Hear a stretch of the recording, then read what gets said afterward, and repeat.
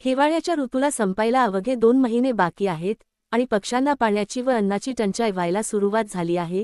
केवळ माणसांनाच नव्हे तर मुक्या जीवांनाही पाण्याची तीव्र गरज भासते। पण आपण कधी विचार केला आहे का की झाडांवर बसणारे, मोकळ्या आकाशात उडणारे पक्षी किती तहानलेले असतील? सौर्यमित्र बहुउद्देशीय संस्था जाम ने या संवेदनशीलतेची जाणीव ठेवत एक अनोखा उपक्रम हाती घेतला आहे। टाकाऊ तेलाच्या पिंपांचा उपयोग करून सुंदर बर्ड फीडर्स तयार करण्यात आले आहेत, जे शाळा, मंदिरे आणि झाडांच्या सावलीत बसवले गेले आहेत। या उपक्रमाचा मुख्य उद्देश म्हणजे उन्हाळ्यात पक्ष्यांना पिण्यासाठी स्वच्छ पाणी उपलब्ध करून देणे आणि समाजात माणुसकीचे बीजारोपण करणे।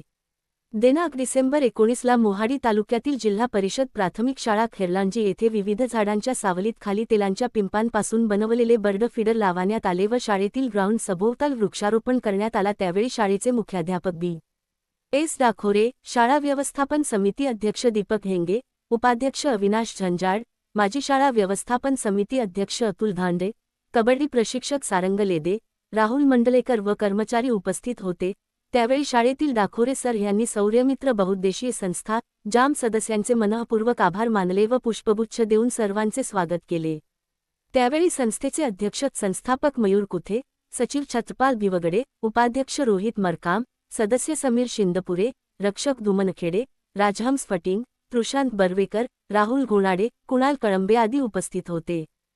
आम्हाला वाटलं जरूर आम्ही ट्युशनला जातो ते थंडीत कुठेतरी कुडकुडत असतात थंडीत, त्यामुळे आम्हाला वाटलं यांना ब्लँकेट दिल्या पाहिजे। वयाच्या 17व्या वर्षामध्ये आम्ही सर्वात प्रथम काम केलं तो की जे थंडीमध्ये कुडकुडणारे 3 ते 4 व्यक्ती होते ज्यामध्ये त्यांना सर्वात प्रथम आम्ही ब्लँकेट दिलं। आमच्या जीवनामध्ये स्टार्टिंग होती। ब्लँकेट दिल्यानंतर कुठेतरी आमचा उत्साह वाढला, गावातील लोकांनी आमच्या कौतुक केला, पेपरामध्ये आम्हाला त्यावेळेस आमची छाती चवली झाली का आम्ही